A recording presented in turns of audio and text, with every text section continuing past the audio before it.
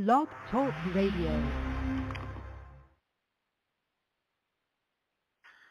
bakunzi baraditeme nongeye kubasuza kandi mbaha ikaze mu biganiro byacu by'uyu mugoroba. Ni ku itariki ya mbere z'ukwezi kwa kane umwaka w'ibihumbi 2021 muri mu kiganiro rero uyu munsi na JP cyo kuri uyu wa kane mutegurirwa kandi buri cyumweru kuri uyu munsi. Ndagira rero ngo nongere mbaha ikaze kandi basuhuza aho muri hose mu mpande enye z'isi. Ibiganiro byacu biratangiye aho turi buze guhera kuri raporo yasohotse y'abanyamerika ishinja leta y'u Rwanda ubwicanyi, igashinja leta y'u Rwanda kuburiza abantu irengero, igashinja leta y'u Rwanda kuniga ngo bimwe bise ko ari serious ubwisanzure bw'abanyarwanda n'itangazamakuru ndetse no gukanga no gutera ubwoba abanyarwanda. Ntabwo ari ibyo gusa rero, dufite n'izindi nkuru turi buze kuganira, aho polisi ubu mu Rwanda isigaye yica igakiza ndetse itakitabaza n'ubutabera, aho muri buze kwiyumvira Kabera ariwe face cyangwa se isura ya polisi y'u Rwanda muri rusange, ibyo aza kwivugira nyuma yo gufata abantu ngo bitwa ko babuje nako bari barenze ku mategeko ya covid. Ndaza ariko kubasomera n'amakuru amwe namwe cyangwa se nako reaction ku bantu bakoze ku biganiro twakoze, haba ku kiganiro nagiranye na Masozera Etienne, ikiganiro nakoze ejo bundi ubwo nari kumwe na Benon Ngombwa, kandi nawe tubuze kuba turi kumwe mu kanya muri iki kiganiro. Kandi amakuru rero bamwe mu byo batwandikiye nabyo turaza kubibasangiza muri iki kiganiro. Reka rero ntabatindiye mu kanya dutangire ikiganiro cyacu. Ibi ni bimwe mu byo mbabwiye ariko si byose, kuko tubuze no kugaruka no ku basirikare bavugwa mu bice bya Ituri ba RDF, kandi abakaba bavuga ko bahamaze igihe mbere y'uko nari amasezerano bagiranye na Kongo asinywa cyangwa se n'ubwo bwumvikane bubaho, ko baba barahageze mbere. Ngo ibi bikaba byarabaye mu rwego rwo kwitegura ingabo z'Ubugande zishobora kuzajya mu bice byaho, noneho ngo batange territoire kugira ngo nibaramuka bagiye muri ya bice byo bavugamo ADF naru abamaze bafite za maneko z'u Rwanda zisuzuma imikorere na operation za Uganda.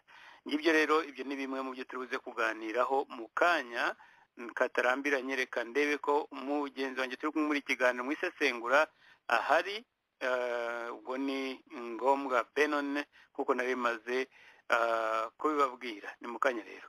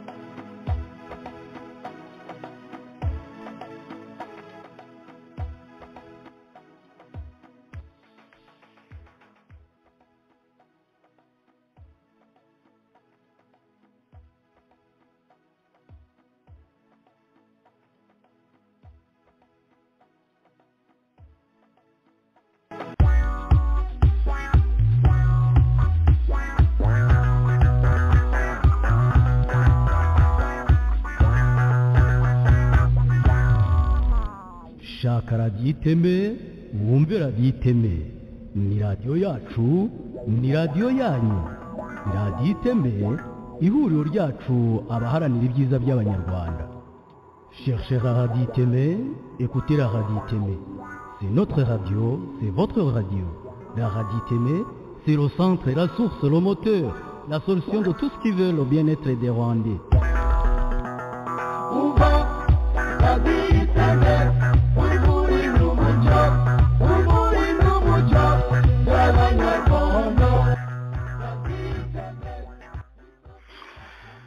Reka nongere mikaze abakunzi b'ibiganiro bya radiyo iteme. mbere y'uko ntangira muri gahunda zacu ndagira ngo mbanze numve ko umutumirwa wacu turibuze gufatanya muri kiganiro turi kumwe.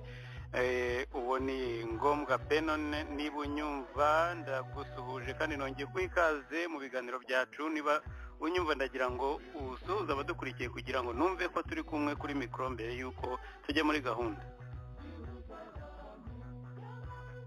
Ndakumva neza Jean Paul. Urakoze cyane, ndumva tumvikana. Komeza. Ndagusuhuje n'abanyarwanda, abari mu Rwanda, abari mu mahanga. Ni umunezero kuba ndi kumwe nawe hano kugira ngo dukomeze kungurana ibitekerezo by'ubutumwa. Urakoze cyane Benon, kandi nk'uko natangiye mbibwira abadukurikiye, nubwo atari kenshi cyane batakumenyereye aha ngaha, ntabwo uri umushyitsi. Ubu ni ubwa kabiri twongeye guhurira mu biganiro byacu. Nkagira rero ngo ngushimire kuba wongeye kwigomwa aka kanya, noneho kugira ngo tubashe koko gukora iki kiganiro cyo kuri uyu mugoroba. Mu kanya nari maze kuvuga zimwe mu ngingo ndibuze guheraho, ariko mbere y'uko nzijyamo nyirizina nagira ngo mbanze nsome ikintu. Ni nk'itangazo umuntu yatwandikiye asaba yuko twagerageza kumutabariza cyangwa se kurangisha umuntu wabuze, ariko wabuze kuva kera, bifuza kugira ngo niba hari umuzi muri kiganiro azatwandikire tumuhuze n'abantu badusabye yuko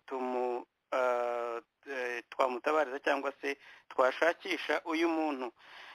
Yaratangiye message iravuga ati Yesu ashimwe Jean Paul, nagira ngo mbabaze niba mwafasha gushakisha musaza wacu duherukana 2001. Nongeye mbisubiremo ni 2001, ni ukuvuga ngo hashize imyaka 21 cyangwa se 20. Kuva icyo gihe rero twayobewe aho yaba ari. None nifuzaga ko mwatunyuriza itangazo kuri radio please.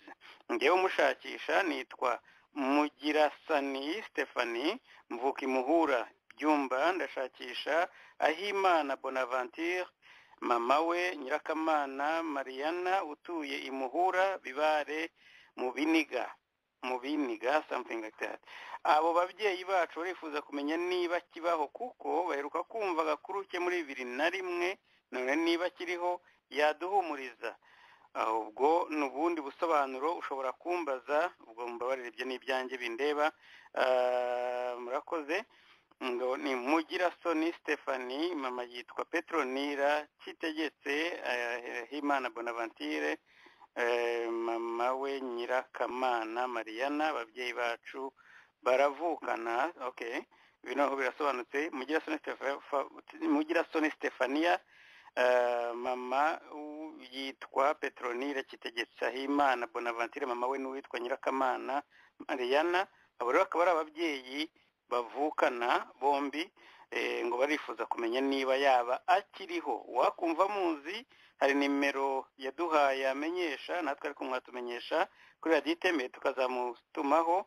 Ni iyi nimero yatanze ni nimero isa niyo muri Central Africa, ni 236 87 89 ubwo niba muri hamagara muri hanze nukongeraho rimwe please rimwe, kugira ngo mubashe kumugeraho. Ubwo rero wakumvira itangaza akabaza uyu muntu yabafasha niba hari ubwo yabamenya amakuru yari yo yose. Iryo tangazo rero niryo nagira ngo mpereho kugira ngo ababyumva bashobora kumenya uyu muntu aho yabaherereye please muzamenyeshe uyu muryango. Reka rero dutangire gahunda zacu mu biganiro nk'uko namaze kubabwira. Muri Kongo murabizi ko bamaze iminsi barimo bagerageza gukora amasezerano. Mumbabarire, hari umuntu nkosoye yarambwiye ati ntabwo uhamagara mbere yuko dusubira, reka nsubire inyuma gato. Iyo uhamagara muri Central Africa cyangwa se mu bindi bihugu ntabwo ushyiraho rimwe, ni please n'iriya mibare nababwiye, reka nongere nyisome, ni please cyangwa se inyongezo niba ariko babyita, cyangwa se please 2 3 6 8 7 8 9 4 4 2. Muzashyiraho rimwe rero nk'uko nababwiye mbere. Mu minsi yashize mwagiye mubona urujya n'uruza rw'ingabo, abakuru bayobozi b'ingabo za Kongo n'iz'u Rwanda bajya muri Kongo, abandi bakajya mu Rwanda. Bimaze kuba kabiri. Ubwo mu minsi yashize mwabonaga ab'ingabo z'u Rwanda zazinadetse delegation yari yobowe na General Kazura, ariwe mukuru w'ingabo zose z'u Rwanda, umugabo mukuru w'ingabo zaho. Akaba rero yarari kumwe n'aba services za renseignement barimo ba Joseph Nzabamwita ndetse n'abandi bari bagiye Kinshasa. Nyuma yaho ariko twamenye amakuru ko n'abanyekongo nabo bagiye mu Rwanda. Amasezerano rero akaba yarumvikanye ko yagezweho yo kumva nako kuzakorana za operation za gisirikari, kandi bikaba ari ibintu bitabaye bwa mbere. Noneho bagahiga ngo imitwe yitwaje intwaro ku nyungu z'u Rwanda. Rero bakavuga ko abantu bitwaje intwaro harimo za RUD, harimo FDLR, harimo za FLN ndetse n'indi mitwe idatandukanye bavuga ishamikiye cyangwa se ikorana n'iyo mitwe. Gusa icyo si cyo kintu gishyashya, kuko ibyo ngibyo mwagiye mubyiyumvira.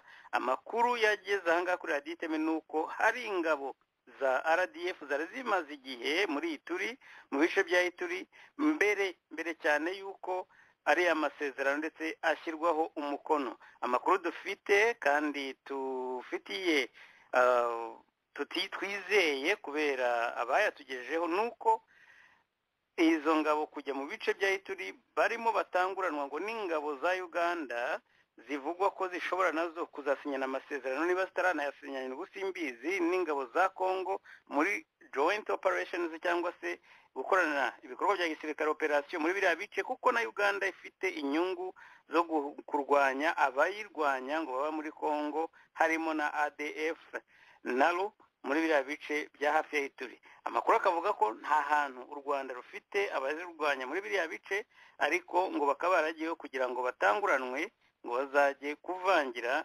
ingabo za Uganda. Ibi rero ntabwo nizera ko turi bitindeho cyane, yari information gusa. Ndagira ngo ko turi kumwe na Ngombwa Benon nkuko nababwiye, akaba ari umwe mu bantu bakoreye imirimo ya gisirikari muri mu mutwe ushinzwe kurinda umukuru w'igihugu cyangwa se Kagame. Akaba rero ibi bintu atari foreign language kuri we cyangwa se atari ururimi rw'amahanga kuri we, ndetse nkaba mbizi neza ko ubizi ko bitari za operation zagiye zibaho mbere no muri Kongo. Rwitwaza ari ukujya guhashya iyi mitwe, ariko bikaba n'uyu munsi bitararangira. Wafata za Umoja Wetu, Sokola n'ibindi Kimia. None Ngombwa Benon, izi operation niba nawe ufiteho commentaire ngufi nagira ngo hakanye ugire ikibivugaho, cyane cyane ko hari n'izindi zabanje ikibazo itakemuye. Uratekereza ko ubu none gishya kije muri iyo operation yaba ari ikihe? Ndagira ngo ufate akanya gato nawe niba ufite icyo bivugaho. Urakoze Jean Paul. Ndumva nisubiramo, sinzi niba nta kibazo. Njyewe ntabwo niba keretse niba uri kuri speaker aho ngaho, ariko njyewe ndumva nkumva neza, cyakora kuko bigasa nkaho uvugira mu cyumba kinini. Okay. Nk'uko bivuze, ibyo bintu byo kohereza ingabo muri Kongo byatangiye kera. Hari za Umoja Wetu, hari kimya ariko no guhemukira u Rwanda igihugu. Impamvu byita guhemukira igihugu ni ukubera ko Kagame akiri muri politiki ishaje y'abahitira.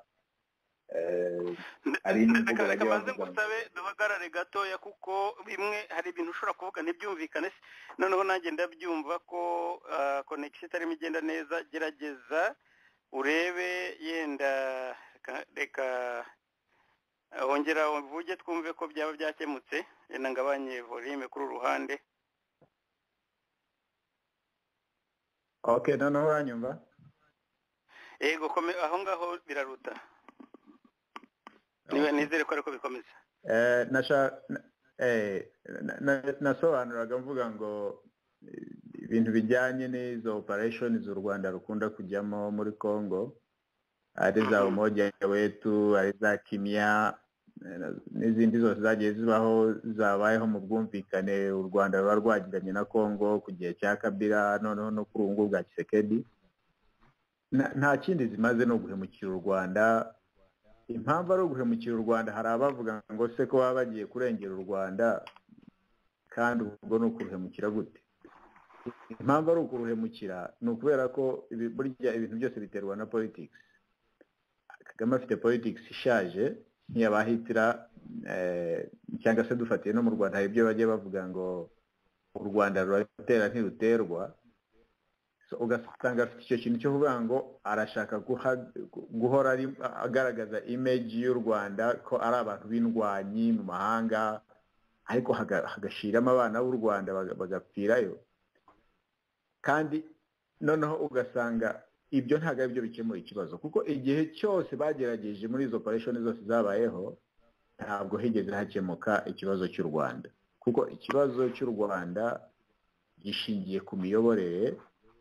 Niho ikibazo kiri nk'uko twabivuze n'ubushize. Aho niho yakabaye anareba agashaka uburyo akemura bituma abantu bajya mu mashyamba.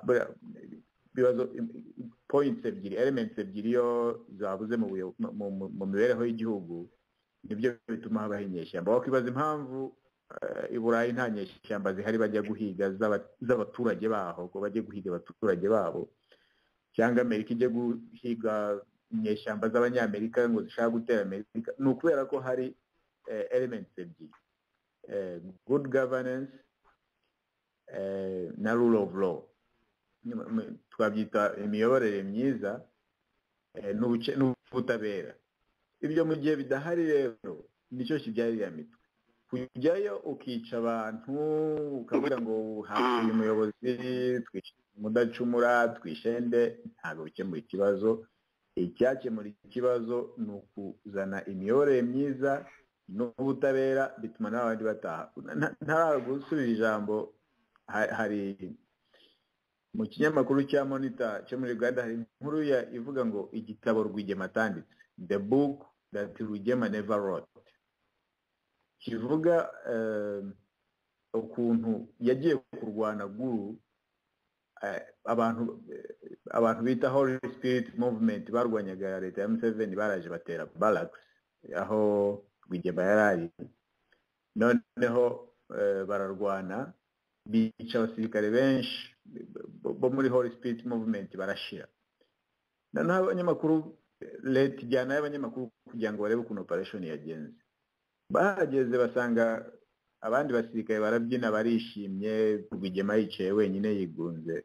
Barangije baramwegera ngo abahe interview, abanza no kwanga kuyitanga. Barangije baramubwira ati okay, ntago turi buze kubirecordinga, tubwire offline, ntago tuza kubikotinga. Arangije aravuga ngo aha nta gishimishiye gihari, kuko abantu bapfuye, aba basirikare bamaze gupfa, nubwo mu biti inyeshyamba cyangwa iki, ariko n'abaturage b'Ubugande n'abene gihugu bapfuye. So ntago bishimishije, mbaye mfite ubushobozi nahagarika impamvu yose ituma abene gihugu bapfa byitirwa ngo bamwe n'inyeshyamba n'izindi. So urumva iyo ni imyumvire y'umuyobozi umenya ngo abantu bapfuye n'abene gihugu. Ariko iyo ugiye kumva mu Rwanda bishima ngo runaka yapfuye, twishe bangahe runaka twamufashe ariko batakemuye ikibazo cyatumye ajya mu ishyamba. Ibyo bimeze nk'ibyo kwa Habyarimana uko birirwaga baparedinga abantu ku maradiyo ngo bafashe inkotanyi ngo zimwe zitazi no kuvuga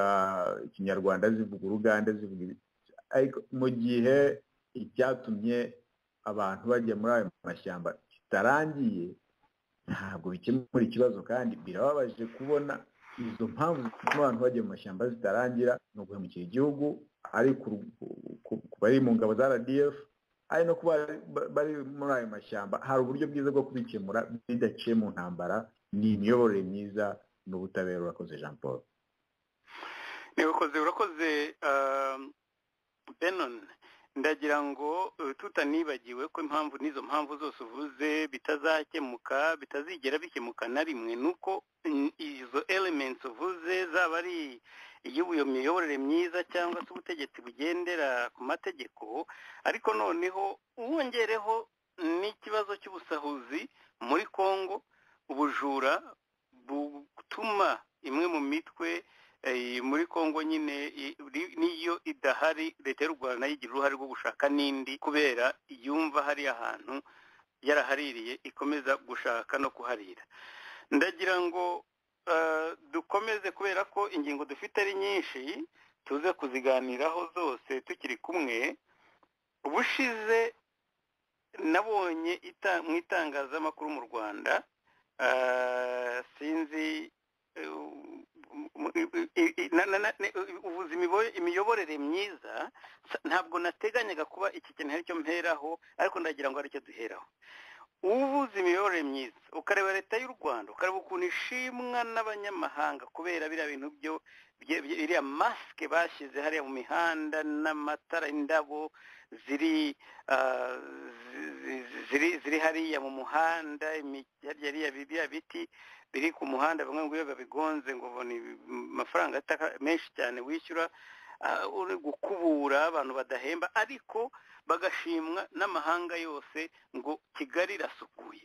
Ariko noneho iyo miyoborere myiza bo muri biriya bintu bakora ni kusanya, niba ari kuriya kuntu bagenda bakora za survey, u Rwanda buri gihe batanga amafaranga kugira ngo agaragare mu ba mbere, ndetse polisi yaho bakavuga ko ari inyamwuga. Ariko ndagira ngo umuntu wese tujye kumvana iyi audio ya Kabera yavuze nyuma yaho bafashe abantu bagera kuri 39 ngo barenze ku mabwiriza ya COVID y'umuntu uba muri Amerika.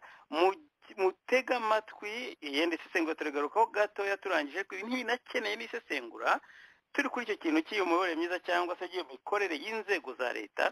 Mwumve umunyamakuru uvuga uburyo yafashwe afite uruhushya, ariko ngo kubera yuko atagiye gutanga amakuru ko yabonye abantu benshi ngo mu nzego z'umutekano, ntabwo yavuze ko yashyira kuko bamuhora ko atashyize mu kinyamakuru, ngo atabwiye inzego z'umutekano ko ngo hari abantu benshi bahuriye hamwe, ngo akaba avuga ko ngo ibi ngo bagomba ngo ntabwo baguha uruhushya ngo kugira ngo ibyo babiguhe uruhushya ni ukugira ngo ujye gukora ibintu byanyu ugitangazamakuru, ariko polisi yigufashe nidetermina iki ibyo bintu byanyu ibyo ari byo.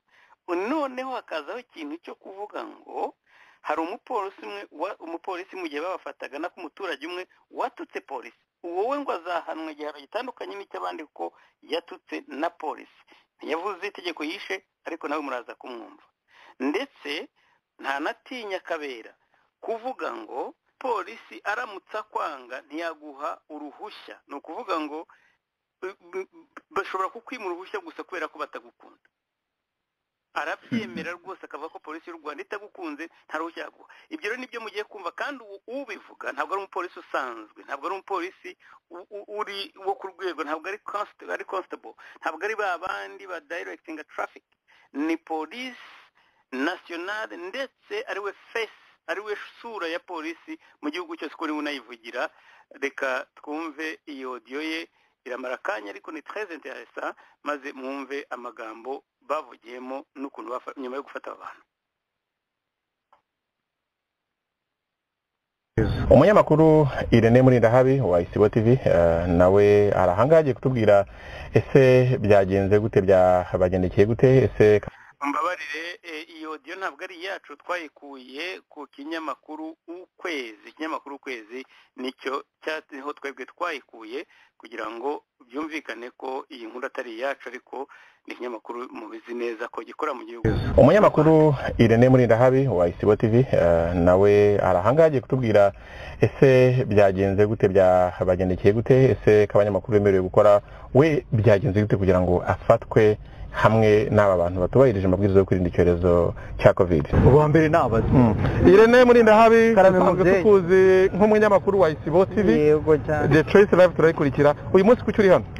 Impamvu ndi hano twafashwe mu basubahirije amabwiriza yo kwirinda coronavirus. Nkanjye nahageze mu masaha yarakuze nkiri mu kazi n'ubundi cyane ko ndanabitewe n'uburenganzira nasabye uruhushya rwa movement clearance nyemerera gukomeza akazi muri ayo masaha kabone naho cyazatu zaba zarenze nemereye gukora kugeza saa 10 z'ijoro. So nahageze rero usanga bari gushutinga video nari njyanywe n'akazi n'ubundi no mu kameramani wanjye rero mubabura muri aba ngabo. Murabizi nta kintu gisimbura inkuru ariko mu bihe nk'ibi bitoroshye byo kwirinda coronavirus tugasabwa kugira imyitwarire itandukanye. Impamvu rero nafatiwemo nuko narindi kumwe n'abantu batubahirije amabwiriza kandi birumvikana neza ko nta kindi gisimbura nyine fatwa kwigishwa ariko ku giti cyanjye mfite uruhushya ahubwo ikibazo nandi kumwe n'abantu badafite iki uruhushya. Mu yandi magambo se wumva warenganye? Ntabwo narenganye, mu Rwanda nta muntu urengana, ntabwo narenganye ahubwo rimwe na rimwe nahise mbona ko twibeshya ku mushya duhabwa ku buryo ushobora kuba urufite uri kumwe n'abantu benshi batarufite ukaba uri mu ikosa ukagusiga ikosa. Niyo mpamvu I don't complain, ntabwo complaininga ahubwo dukomeze twirinde coronavirus ntaho iraye. Irene ubutumwa wenda bwihariye kukuba umuntu uri mu basanzwe barwanya yuko bakora ubukangurambaga kugira ngo iki cyorezo tugihashye ukabona bafatiye mu bangije amabwiriza. Oya sinayangije ahubwo nafashwe ndi kumwe n'abangije amabwiriza. Komeza. N'ubuhe butumwa utanga? Ubutumwa ntanga nuko coronavirus iracyariho ntawe iraje. N'abanyamakuru mwese muri hano mwanunze kamera ejo waza hano ugatanga kano ka interview ngira ngo byombi. So ubwo rero ikindi nko ku bahanzi iyi minsi ntabwo bamerewe neza, ni mu bihe basabwa gushutinga amashusho ya nijoro agaragazamo amayimaje ya nijoro kandi nijoro murabizi ko haba hagiweho ingamba zo kubahiriza curfew. Bivuze ngo birasaba ko baba tricky cyane bakirinda cyane kugira ngo batagwa badakumwana na polisi. Icyo ni kimwe. Abanyamakuru nabo ntibishinge impushya bahabwa ngo bazikoreshe mu buryo butari bwo. Hari akandi kabazo mufite? Turumva dusubijwe. Murakoze babyeyi. CP John Bosco Kabera n'umuvugizi mukuru wa polisi y'u Rwanda aratubwira uko aba bantu bafashwe ndetse anagire ubutumwa atanga haba kuri we ndetse no ku banyarwanda bose muri rusange kubijyanye n'uburyo bagomba kwirinda icyorezo cya coronavirus. Bamwe bashobora kwibwira ko kidahari nyamara nk'uko abishimangira kiracyahari kandi ingamba zigomba gukomeza kubahirizwa nk'uko bisanzwe. Ibikorwa byo gufata abantu bya polisi nuko twamenya amakuru ko hari abantu bahuriye hamwe mu rugando Kimihurura abantu 39 mu by'ukuri tukagenda tugasanga bari mu rugo rumwe rw'umuntu utari muri iki gihugu utuye muri Amerika barenze ku mabwiriza yo n'ingamba zo kwirinda icyorezo cya coronavirus. Uko ari 39 rero bafashwe tukaba tubaberetse mu itangazamakuru ariko tugira ngo abanyarwanda bose bamenye yuko mu by'ukuri ibikorwa byose binyuranye no kubahiriza amabwiriza n'ingamba zashyizweho zo kwirinda kino cyorezo ko bitemewe kandi tubabwira yuko tuzakomeza kubafata dushimira n'abaduha amakuru. Muri aba bantu harimo abavuga ko bari bafite uruhushya. Bivuze iki kuba hari abantu bifatanya n'abandi bakajya mu ibyo bikorwa bamwe muri bafite uruhushya? Iyo uhawe uruhushya ntabwo bivuze ko uhabwa uruhushya ruvuze kurenga ku mabwiriza, ahubwo ni uruhushya rugufasha kugira ngo ukore ibyawe cyangwa se akazi ukora cyangwa se ari aka leta ari akawe ku giti cyawe. Urugero nk'abavugaga yuko bafite uruhushya bakaza kuba bafatwa muri iki gikorwa yuko barenganye ko polisi itanabakunda, ntabwo ari byo. Uruhushya bafite ni urukora ibyabo mu gihe cyagenwe kigaragara mu ngamba zafashwe. Niba ari kafyu bakayubahiriza, abantu bafashe saa 4 z'ijoro zirenga. Icyo ni kimwe. Icya kabiri, uwabahuje hatuye muri Kicukiro, yafatiwe muri Gasabo, muri Kimihurura. Ibyo kuvuga rero yuko mu by'ukuri ndetse bamwe batekereza ko banarengana, ntabwo ari byo, kubera yuko amakosa bakoze aragaragara yo kuba bahuye ari benshi, amasaha yarenze, bagenda mu buryo butemewe. Ariko noneho n'abanyamakuru bavuga yuko bari bafite impushya. Umunyamakuru se ajya kugira uruhushya rwo kujya gukora ibitemewe cyangwa se kureba ibitemewe akakuhurira n'abantu 39 mu rugo nyuma y'amasaha ya kafyu? Ntabwo ari kuri radiyo, nta nubwo ari kuri televiziyo. Nicyo tubahera impushya. N'ayo makuru yagiye gutara, n'ayo gukora ibintu bitemewe, aratara amakuru y'ibitemewe, ntiyabwiye inzego z'umutekano cyangwa izibanze yuko hari abantu mu by'ukuri bashobora guhura bakanduzanya coronavirus. Urumva yuko ari amatakira ngo yi ntabwo byemewe. Ibi byo bavuga byose ntabwo byemewe.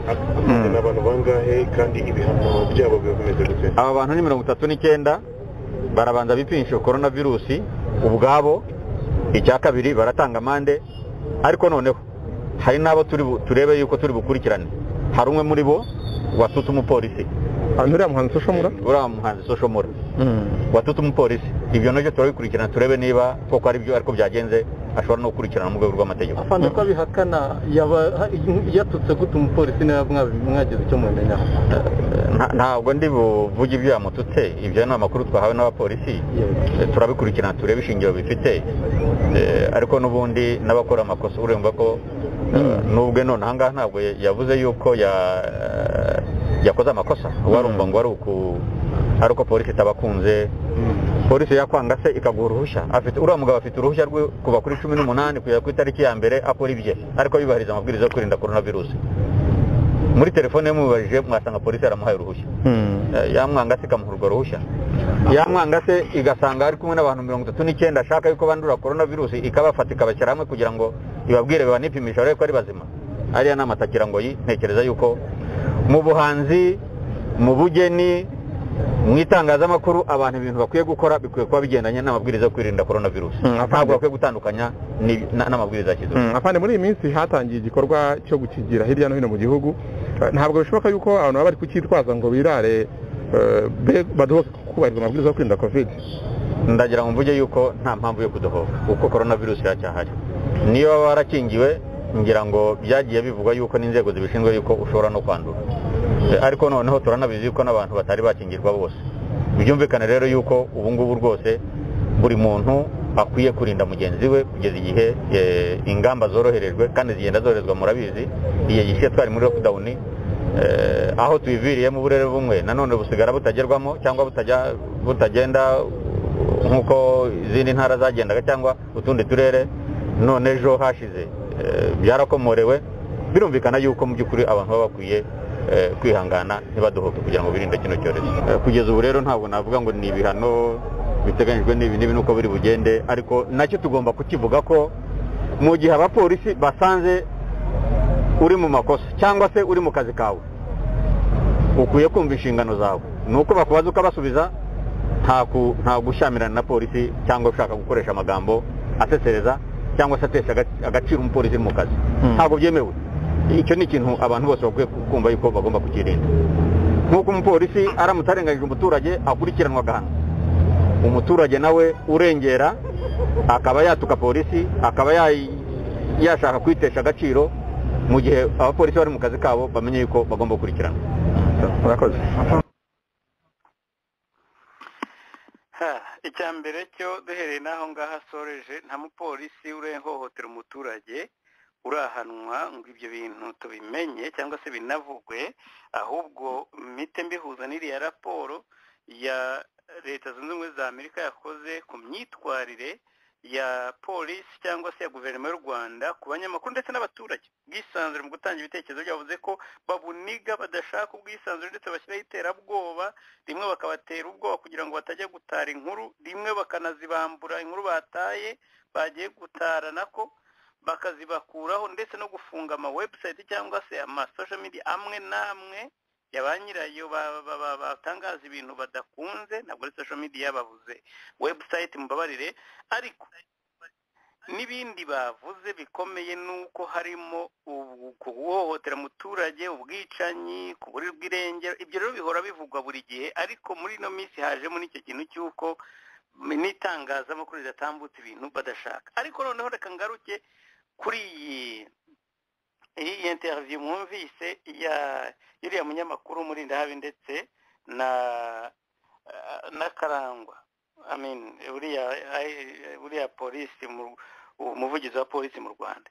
Ibintu bya mbere tugiye muri za procedure biranababaje kumva umuvugizi wa polisi nationale igihugu cyose ari uzajya wirirwa yirukanka kuri za operasiyo zakorewe muri Kigali cyangwa se mu turere runaka twa Kicukiro na hehe, ngo kujya kuvuga ko ari byo yenda ari byo bintu akwiriye kujya gutangaza. Ibi ngibi byagombye ko bivugwa na polisi nka za zindi za kera bitaga kominari, ariko ku rwego rwa Kigali cyangwa se polisi yo mu mujyi wa Kigali nayo ubwayo yagombye ko ifite uburyo ikora n'abo bantu bakora izo operasiyo. Ariko kumva ko gusa kubera ko uri mu mujyi wa Kigali ugomba kujya uvuga kuri izo operasiyo nyinshi zose za covid, nabyo nta nubwo kakaba yari akazi k'umuvugizi wa polisi kugira ngo bafashe abantu ba covid bari mu minsi mikuru.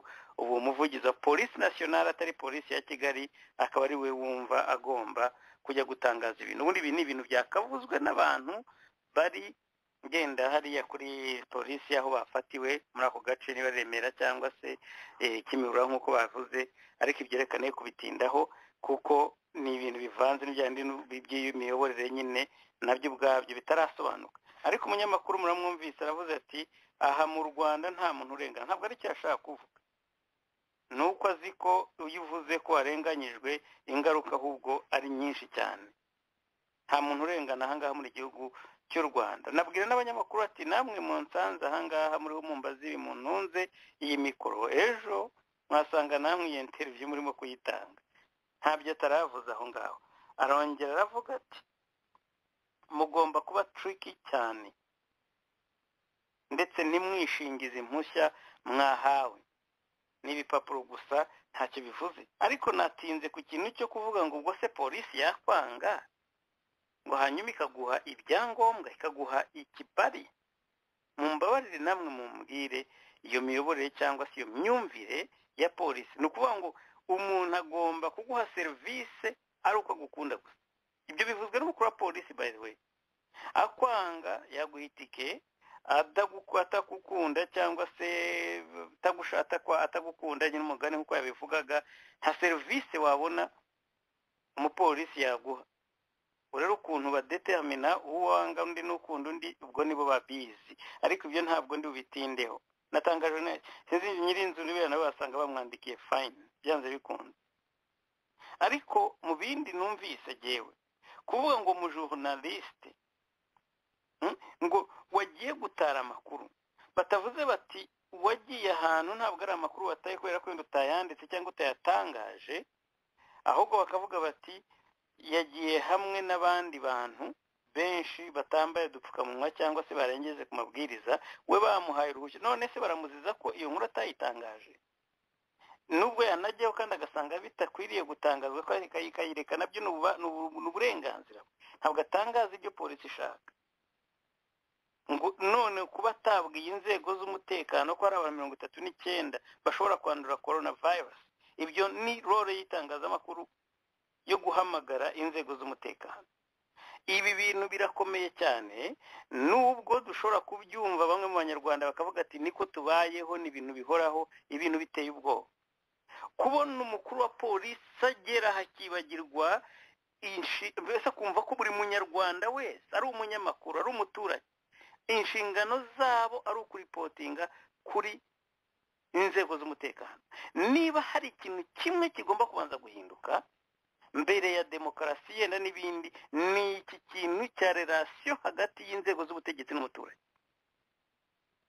Reka tureke demokarasi, ahubwo cyangwa ibyo ko ni ibintu by'abantu bize separation za pouvoir n'ibindi binkura nabivuga abaturage ntibanabyumve, cyangwa se n'abandi bantu bamwe ntibanabyumva batari n'abaturage. Yewe nabari abanyarwanda bari mu badepite n'abaministre ntibabyumva. Niyo mpamvu wumva umudepite ajya hariya ati nyakubahwa ko ni byose wangiriye ubuntu. Ntabwo ari abaturage, ntabwo baba reka ne gutinda kuri kintu. Ariko kubona relation za inzego z'umutekano, inzego za leta muri rusange n'umuturage, ni ikintu gikomeye cyane gikwiye kubanza gusobanuka, kumva umuntu yashobora kujya hariya akavuga ngo kubona ajya hariya ntanahamagare n'inzego z'umutekano, kuvuga ngo yari kuba yegizonera ibyo bintu yabikora. Ariko mfite umuntu aha ngaha umutumirwa ataza kuguma, yenda ntaza kuguma nivugisha, kandi mfite umuntu uri buze kubiganira. Ariko reka mbanze nsoreze kuri aka kantu. Umunyamakuru arafunzwe ngo kuko atari agent, atabaye informant, nako atabaye umuntu w'informa inzego z'umutekano niba hari ibintu ngo abantu bagiye guterana, mbese ni ukuvuga ngo tubere ijisho. Ariko icyo nshaka gusorezaho ni iki kintu cya social mura, urumva ko atari n'izina rye ibyo ari byo byose. Social mura ngo wavuze ko we yatutse umunyamakuru, bativuga ibyo yamututse. Ati ntitwabivuga ko nta makuru twahawe n'abapolisi, nahise igihe nita ko ari aba babies, ba crying babies, bamubwiye bati afande ahubwo babatutse, bashatse bakabatuka. Ntabwo bibujije gutuka umupolisi, nta hantu byanditswe kutatuka umupolisi. Kumutuka kuri nyina, ukamutuka ku babyeyi, ukamutuka ibyo byose ushaka, keretse umukubise agiye gufunguka byanga, ibyo ni ibindi. Ariko no mu gihe harimo gufunga, ushobora kuguma umutuka ku byo ushaka byose ukajya muri gereza. Icyo ntabwo ari icyaha ushobora kugenda byavuga ko ari conduite yawe ko utagira ikinyabupfura, ariko simpamya niba byanditse amategeko y'u Rwanda. Nuriya mupolisi yagombye kuba bivuga ati yishe itegeko iri n'iri ry'uko yatutse polisi. Ntaho bigomba, ntaho nzi biba byo kuvuga ngo umuntu yatutse umupolisi ngo arakagira gute ngo noneho ngo wowe ntabwo tuzamuha fine gusa y'agapfukamunwa, ngo ahubwo ngo wowe ngo tuzareba, ngo wowe ngo tuzamukurikirana mu rwego rw'amategeko. Uribaza, ariko muribaza, umupolisi ngo uri mu kazi ukamutuka ugomba gukurikirana. Ibi bintu biteye ubwoba. Reka rero nongereme ikaze naho ngarure bwana Ngombwa Benon. Byinshi nabivuze, ariko ibi ntabwo wabura ibyo bivugaho, nuko yari inkuru wavuzeho uvuga uti imiyoborere myiza. Igihe wumva conduite ya polisi mu bintu nk'ibi ngibi by'udupfukamunwa, yenda fine nibikwiriye, ariko ikintu giteye ubwoba ni pressure bashyira ku banyamakuru ko bagomba gutara inkuru ariko babwira inzego z'umutekano kuruta ko banakora n'inkuru bwabo, ndetse no kumva ko umupolisi ashobora kudatukwa n'umuturage n'igihe ababaye atagomba gutuka umupolisi. Sinzi icyo bishatse kuvuga, ndetse sinzi niba uru Rwanda naho guhera aho bakosora bafite aho bakosora bahera, sinzi aho bazahera. Ariko reka nze nguha umwanya nawe ugira icyo bivugaho. Ibyo ari byose nawe ntibabura icyo bivugaho. Urakoze Jean Paul. Erega nibyo tuvuga, buriya abanyarwanda basigaranye choice uroye n'imwe. Abanyarwanda bose basigaranye choice yo kuba muri opposition, kuko hari agasuzuguro karengeje kamaze kubaho leta y'u Rwanda imaze kugaragaza ku banyarwanda, imaze kugera ku rwego yumva ko icyo yakora cyose ntacyo umuturage yayibaza. Nicyo twavugaga ubushize, checks and balance ntayihari. Bumva ko bashobora gukora ibyo bashaka byose ku munyarwanda. Nawe wibaze, polisi yatutse umuntu yatutse umupolisi aregera abamukuriye b'abapolisi. Abagiye no kubisuzuma bakemeza ko ari byo ni abapolisi. Polisi iriregera igaca n'urubanza, nta handi bijya.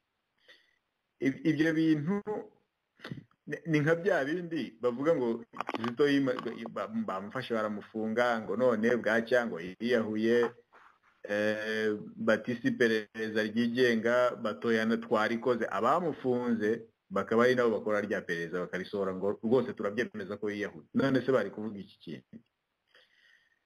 Buriya kera ndabyibuka tukiri bato, hari ukuntu wajya guca ahantu hari imbwa z'imisega, noneho izo mbwa ikakwirukankana. Iyo ikwirukankanye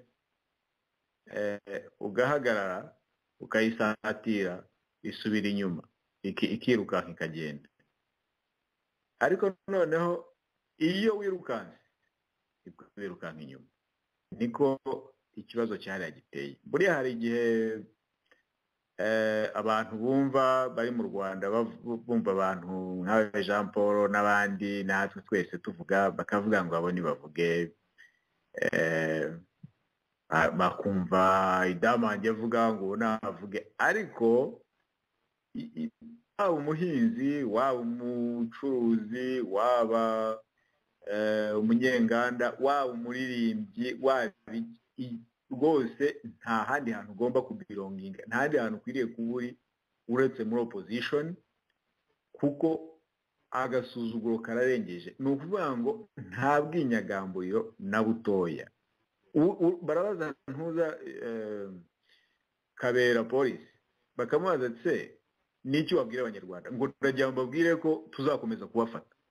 Iyo niyo message afitiye abanyarwanda.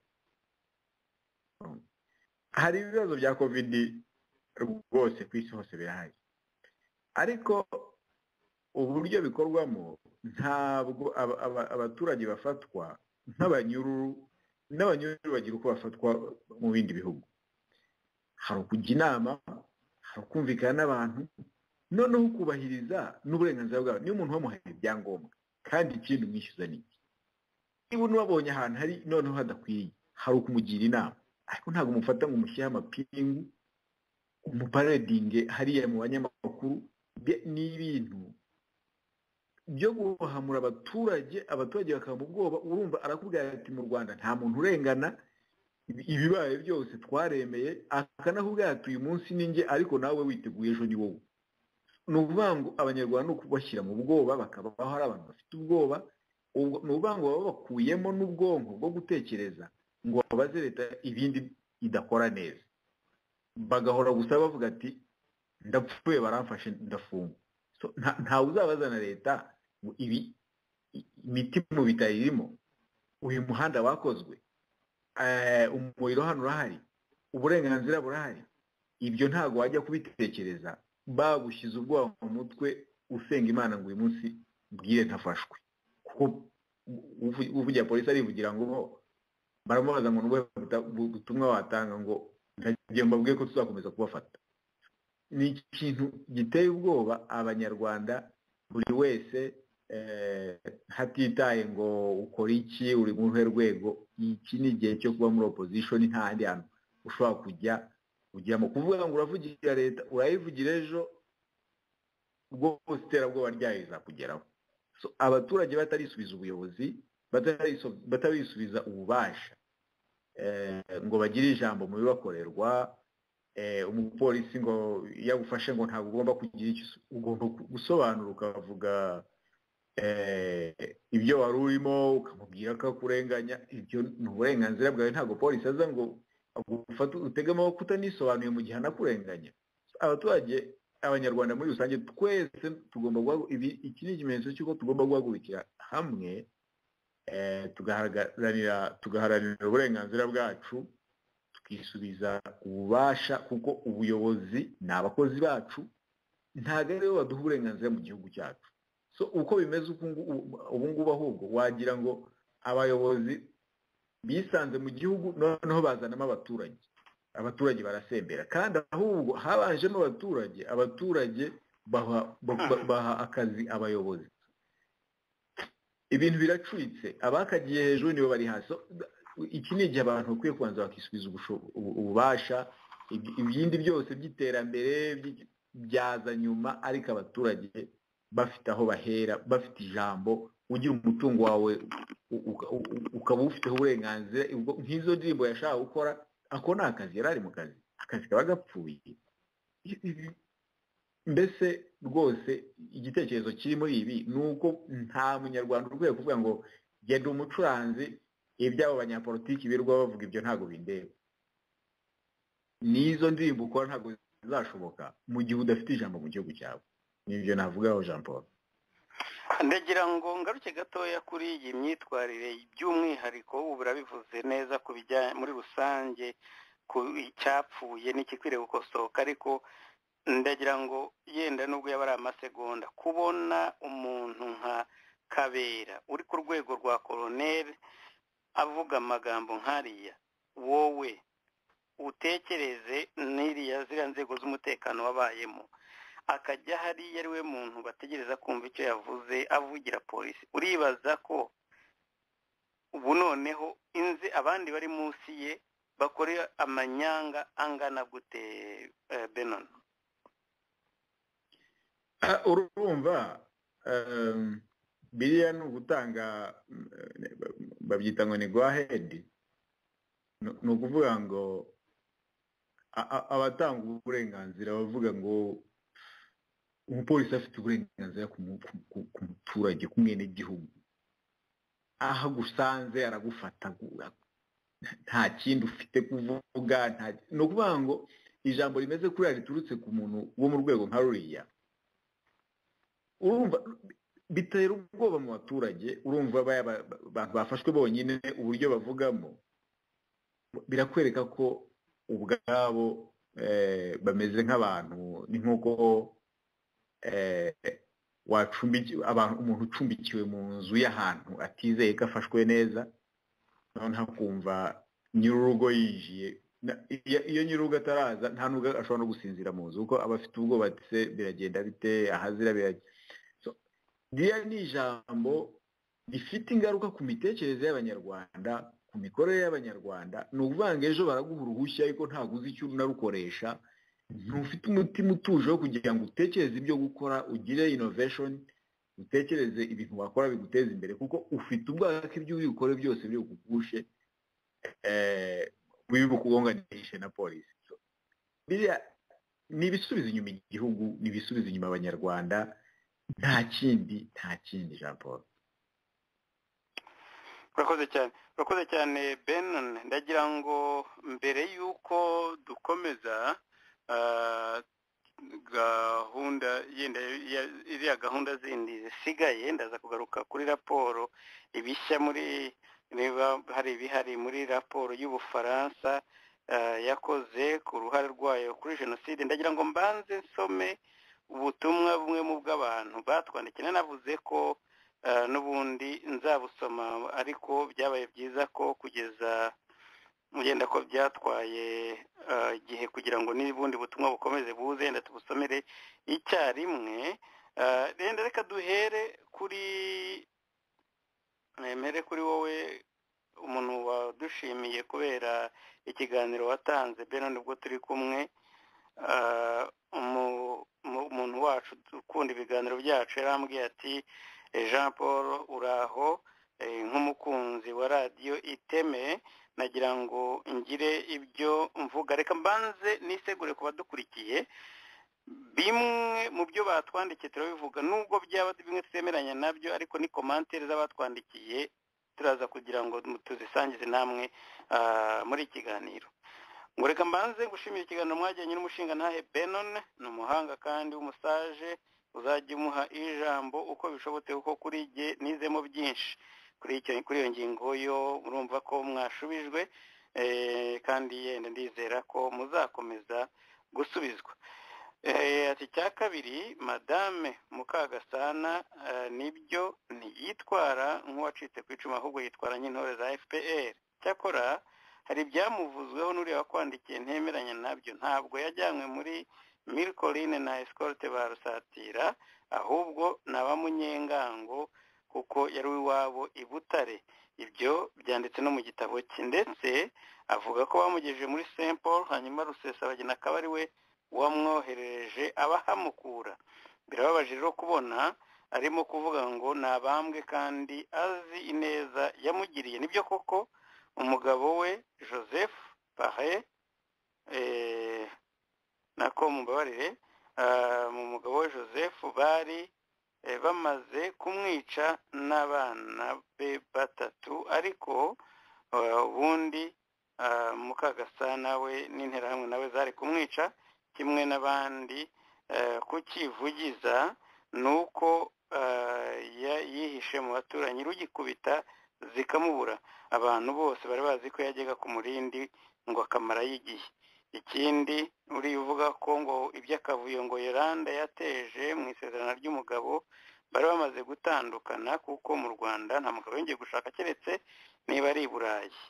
Naho ibyo kuvugira FPR byo nta gitangaza kirimo ko nta muntu muzima n'ubundi kiyivugira, nta kintu cyari gikwiye kugutangaza.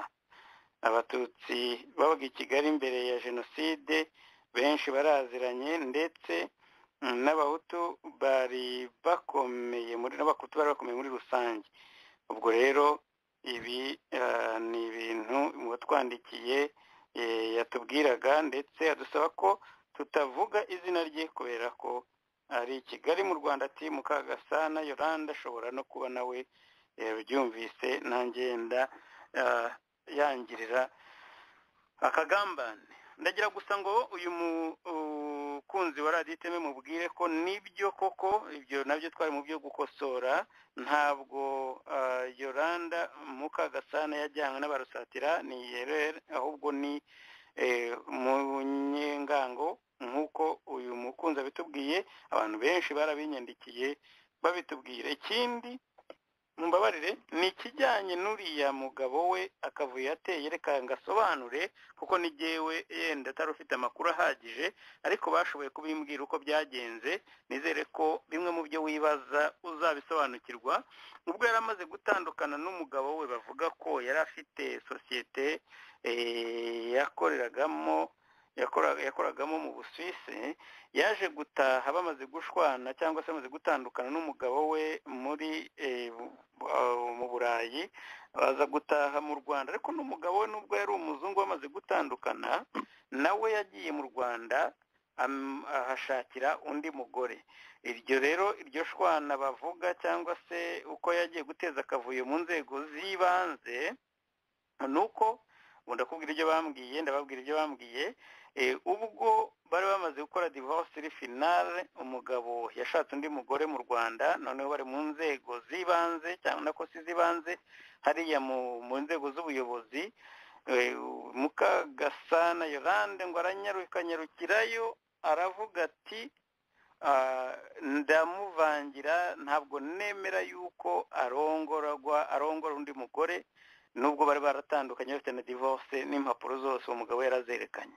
Yagiye rero muri iyo sale ngo ateza akavuyo gakomeye cyane, avuga ko uwo mugabo adakwiriye kurongorwa. Muri cya gihe basaba impamvu abantu bazi, niba hari abafite impamvu abantu batashakana. Mukagasana ngo arahaguruka aravuga ati uyu ntabwo ashobora kurongora, mubwo banze mugenzure kuko ni jyewe mugore we w'amategeko. Ariko kubera ko ubuyobozi bwari bwarakoze iperereza ryabwo rufite impapuro zigaragaza ko batandukanye, noneho niyo myitwarire bayimuziho, bavuga ko yahise rero yazana akavuyo, ndetse bakitabaza inzego z'umutekano bakaza kuhamukura. Ubukwe bwaratashye ntibwahagaze, ariko Mukagasana Yolande wanyandikira avuze ati ni umumaguwiste, ni umuntu wari ushatse guteza akavuyo gusa, n'ubundi yahamagariye uyu mugabo polisi mu Busuwisi, ntacyo yari akimushakaho. Ni byinshi bimwe ntashobora no gusomera ahangaha kuko twaba tugiye muri ibyo bintu bitatureba cyane, ariko bavuga ko yaje noneho kubwira icyamujyanye muri mu buyobozi ko ari ukugira ngo avangire uriya mugabo nako bamutesha umutwe gusa. Ati rero birababaje, ikibabaje kurusha ibindi ni ukubona FPR ari we yizera, ariko amanyanga ya Yolanda Mukagasana nta muntu utayazi, ndetse ntibyari bikwiriye kuvuga, ntibyari bikwiriye ko nagirana mikoro afata ku ruhare rw'abandi banyarwanda, kuko nawe ubwe keretse nyine nka FPR yenda yaba ivuga ati icyo tumushakaho ni iki, ariko nta credibility abandi bantu bose bashobora kumuha. Ubu rero n'uwatwandikiye reaction ku bijyanye na Mukagasana. Andi makuru nako ndi nyandiko ni y'uwitwa Byarahoze ntiyatwandikiye, yakoze commentaire nyuma, yitwa Samuel Byarahoze, muramuzi cyane muri za media, ntabwo ari no muri social media, arandika cyane. Akaba rero afite editoriyo ye idashidikanywaho, ku buryo yenda atanejejwe n'ikiganiro twakoze ikiganiro nakoranye na Etienne Masozera, ubwo ndaza kubaha itariki nyayo umunsi twakoze icyo kiganiro mu kanya. Ni muri ukwezi kwa gatatu, ntabwo ari kera cyane. Ni mu kiganiro igihe niki, hari ku itariki ya 16 z'ukwezi kwa gatatu uyu mwaka. 16 rero ubwo kuri YouTube mwacyumvise yenda bujya kuba 17.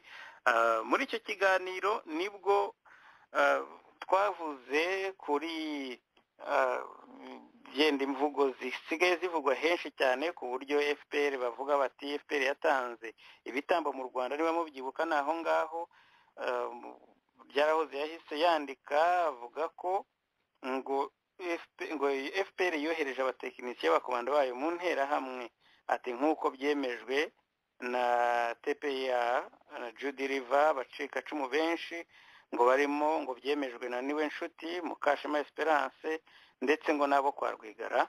Aravuga ati ko bemeza ko hafi y'abatutsi bose bari bazi ko umugambi wa FPR, ngo bari bazi umugambi wa FPR mbere ya 90 tariki ya mbere z'ukwacumi kwakira 1990. Urumva rero ko nawe uyabanza ari muri babandi batoranyaga ibyitso. Avuga ngo hafi y'abatutsi bose ngo bari bazi umugambi wa FPR mbere ya tariki ya mbere z'ukwacumi 90. Ukuvuga ko bari bazi iyo migambi, yenda nawe wasanga barega nk'ibi bya Kabera ko batamenyesheje inzego z'ubutegetsi. Ngo yari ifite ko FPR yari ifite ingufu, ngo nibindi bari bazi ngo nako cyangwa abandi makuru, ngo yikubye gatatu nibura ngo imbaraga za FAR. Ngo mbese ngo nako ngo ko FPR yari ifite ngo inshuro 3 ingufu ziruta iza FAR, kuki itatabaye?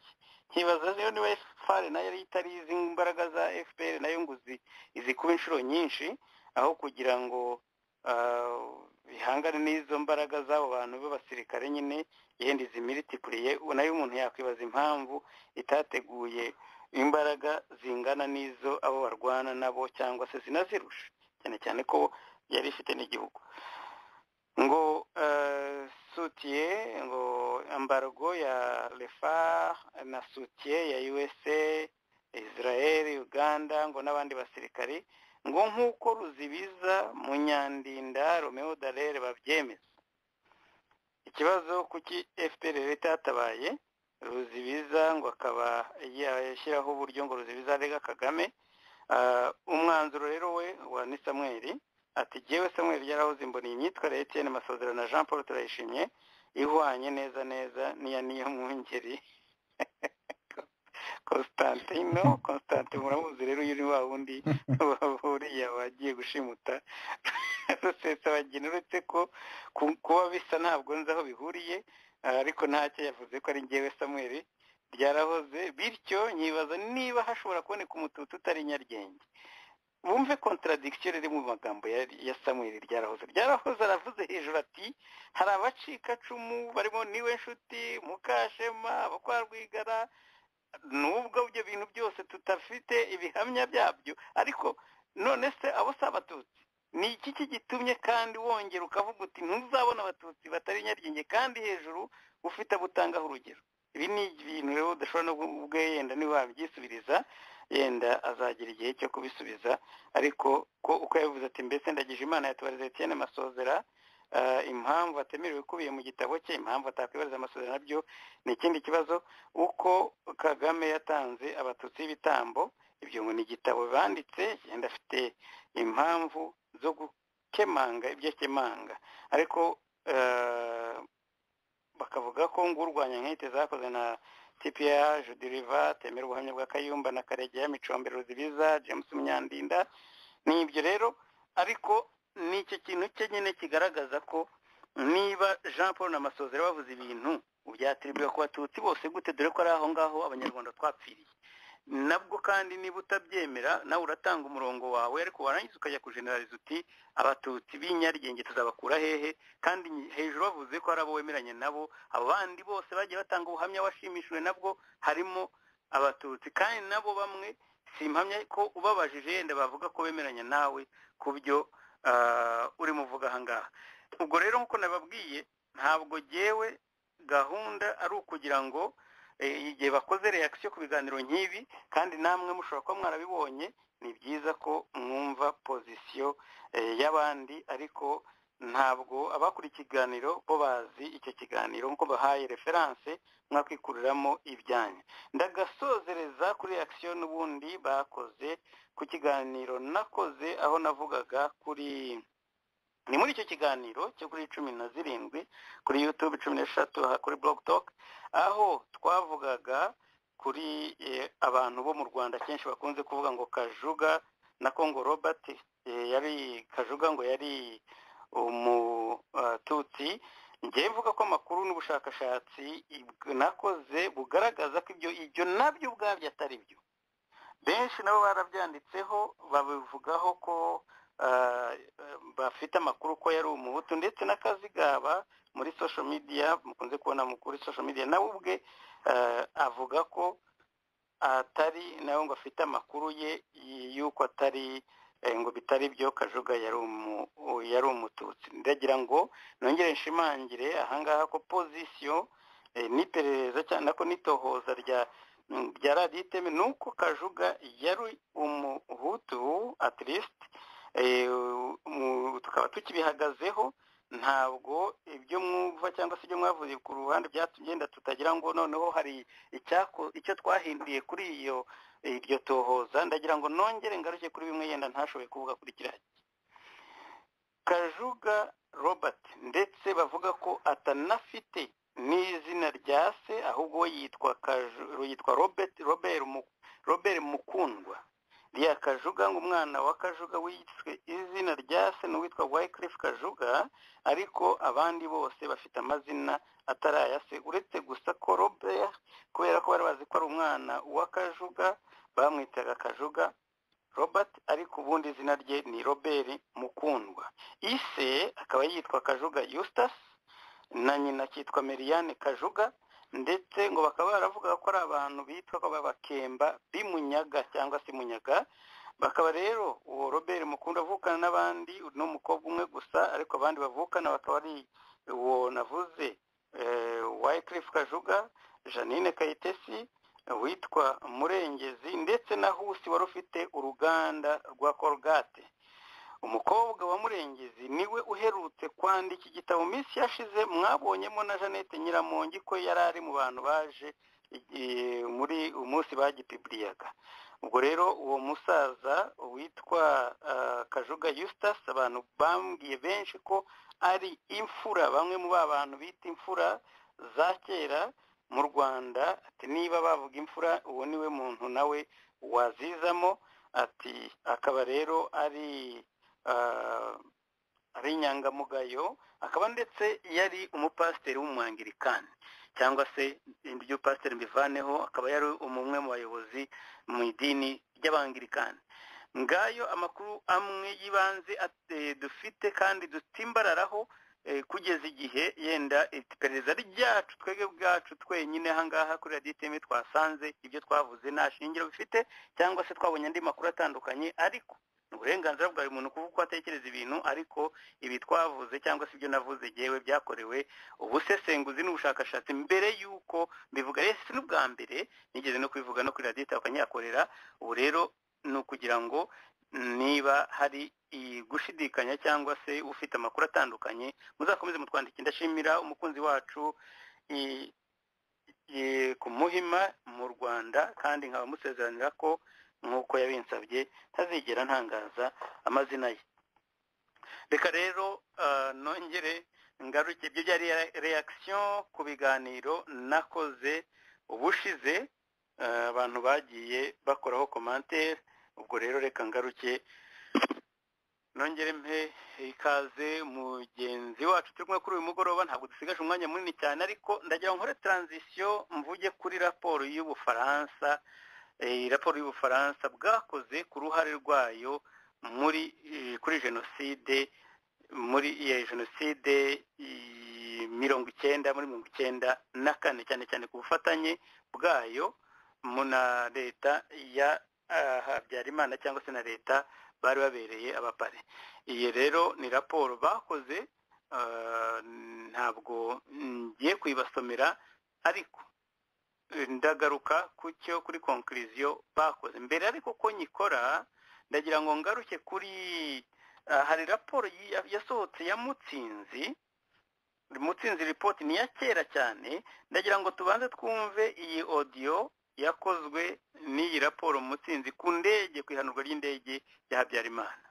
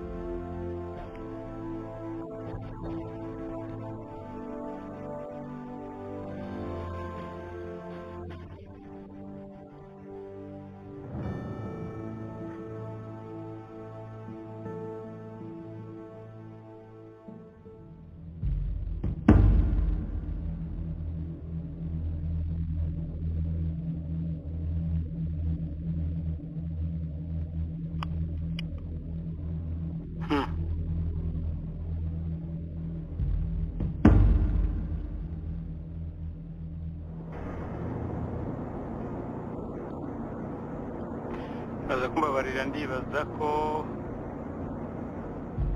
hagize akabazo kuri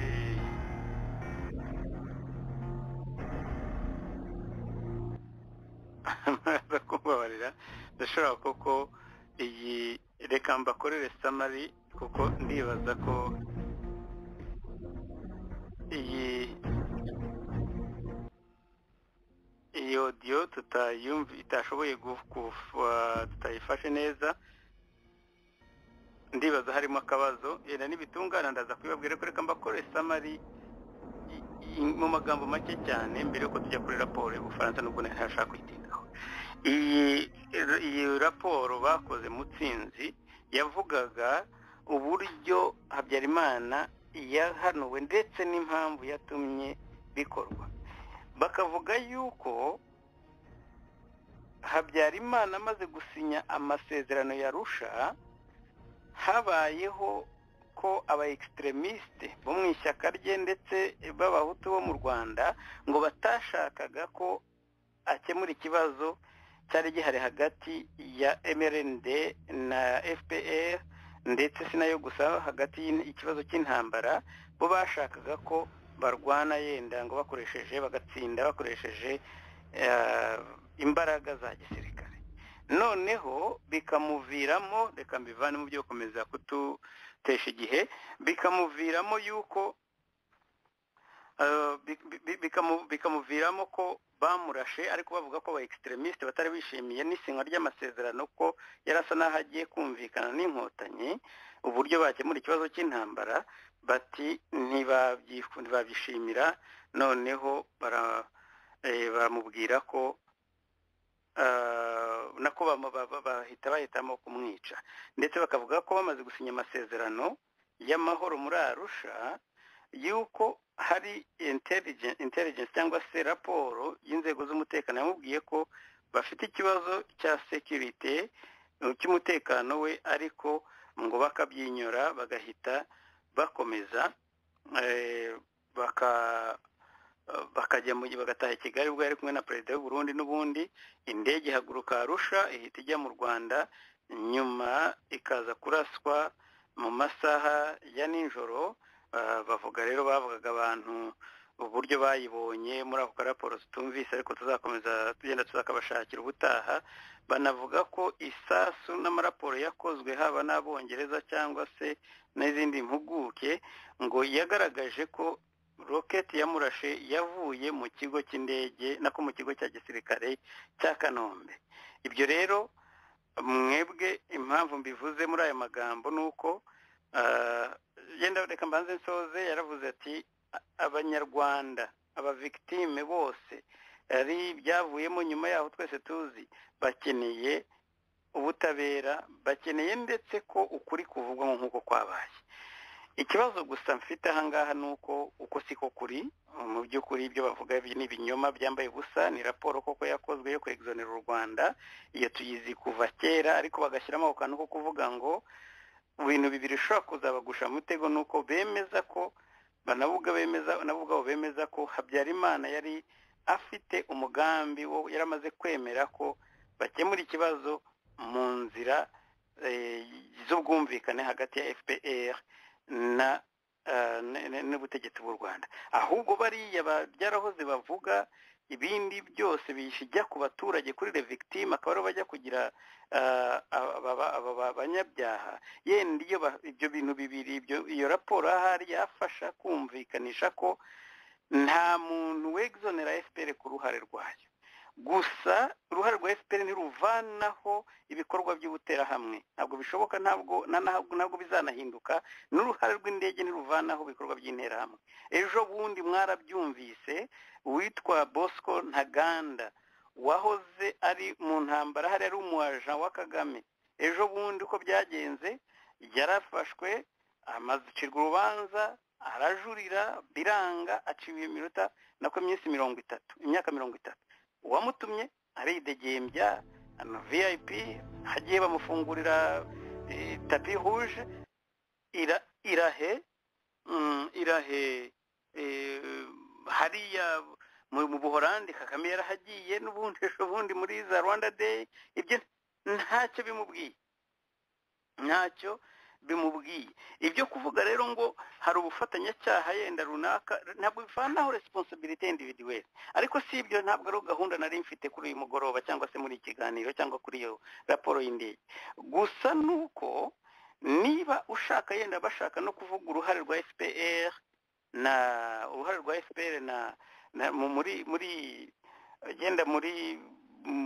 muri jenoside, mu by'ukuri nabo ubwabo muri iyo raporo ya Mutsinzi barivugira bati Habyarimana yaramaze kumvikana na FPR, ndetse bagakora na conclusion yuko bwari uburyo yari imaze ikora raporo kugira ngo bahagarike gahunda y'intambara, ndetse ko mu gusinya amasezerano arusha ko n'impamvu bamurashe ko aba extremiste bari babajwe nuko icyo kibazo kigiye kurangira muri ubwo buryo. Ibyo rero ahubwo mu byabazwa FPR no kurasa indege ya Habyarimana, icyo ngicyo cyo cyajyamo, kuko nabo iyo babihunga bakavuga ati yarashwe n'aba extremiste, nuko bazi ko ibyo byose hari uruhare runaka bakoze, cyane cyane kuba bamaze gusinyana gahunda yo gusinyana na FPR kurangiza intambara, warangiza ugaca inyuma ukajya kwica umuntu umaze gusinya ayo masezerano. Nabo ubwabo barabyerekana ko hari ikibazo. Yenda nibyo navugaga, hena ryarahoze aravuze ati ahubwo se kuki barashe indege amasezerano abaye. Ibyo nabyo ubwabyo biranahagije kumva ko FPR yenda icyo yari kuvuga ko yenda batari bitaye ku bishobora kubera mu gihugu nyuma yaho. Ntabwo bashobora, ntabwo aho ngaho twahajya impaka, yenda twavuga rumwe kuri icyo ngicyo, nibura twabona kimwe twahurizaho. Ariko umugani, hari umuntu dukunze kuganira avuga ati niba muriho mukina muhanganye muri amakipe abiri, hanyuma mugasatirwa hasigaye iminota 70, yenda mugeze bazi umupira w'amaguru, umupira ukinwa iminota 90 ibice bibiri, ariko bakagira n'iminota y'inyongera. Yenda mugeze murangije iminota regiriye ya 90 ari ubusa ku busa, hanyuma bakongeraho iminota 3 ku munota wa kabiri w'inyongera basatiriwe, yenda umukinnyi umwe agakoresha penalty, undi mukinnyi wasatiraga izamu. Ntabwo bivuze ko iyo penalty noneho niba wakoreshejwe penalty ibyo batabibara ngo noneho bavuge batari ko uriya niwe wamukoresha penalty, none ibyo ntabihari. Ntabwo ari byo. Niba FPR yarabakoresheje penalty bakayikora, ntabwo bivanaho urwo ruhare rw'iyo penalty nyine, kuko yarabaye nyine.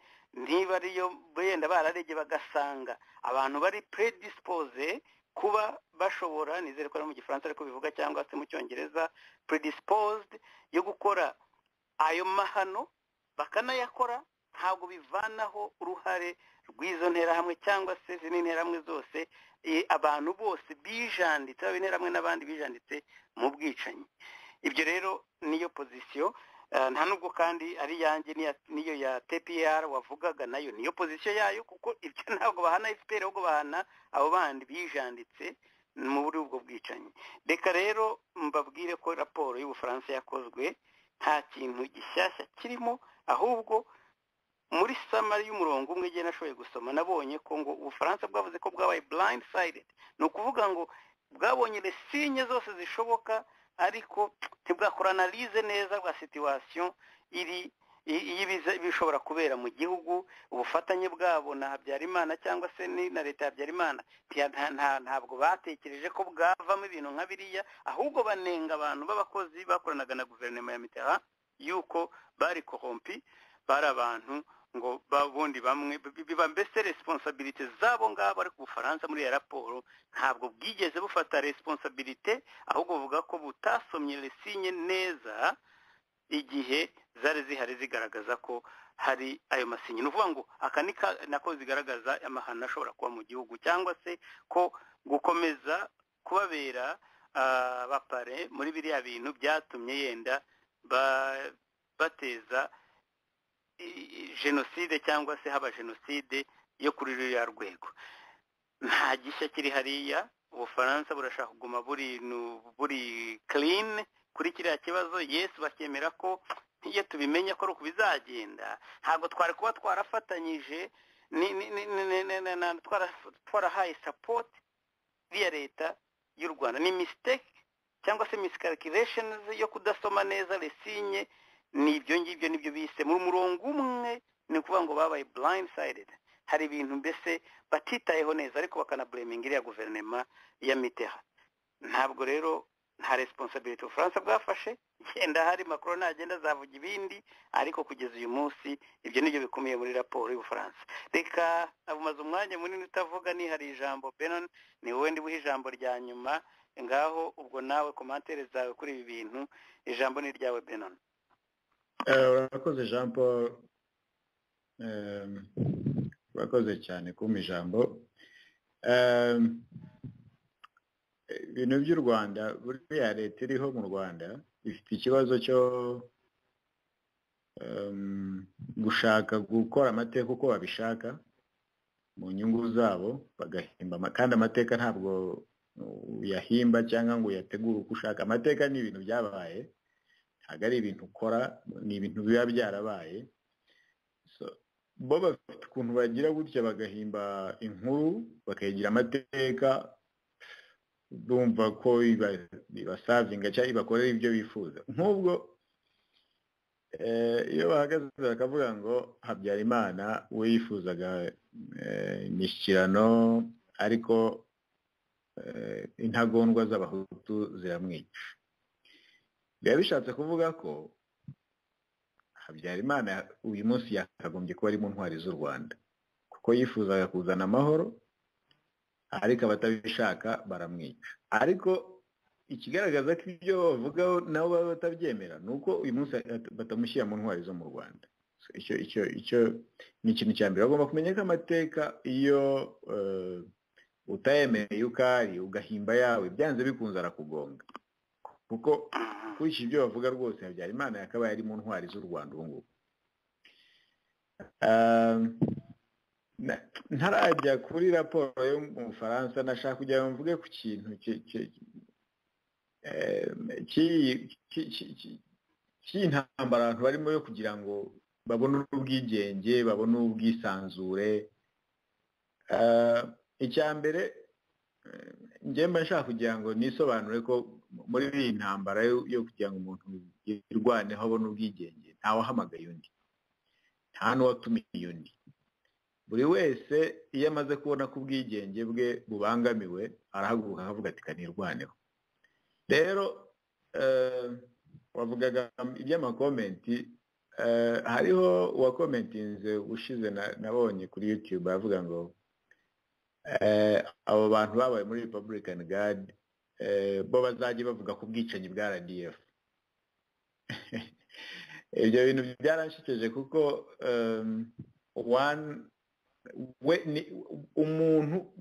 buri muntu wese afite uburenganzira bwo kwivugira amateka ye. We niba afite abantu be bishwe, ni inshingano ze zo guhaguruka akabivuga, akavuga abo yabonye babica, kuko aho yari ari ntabwo nari mpari.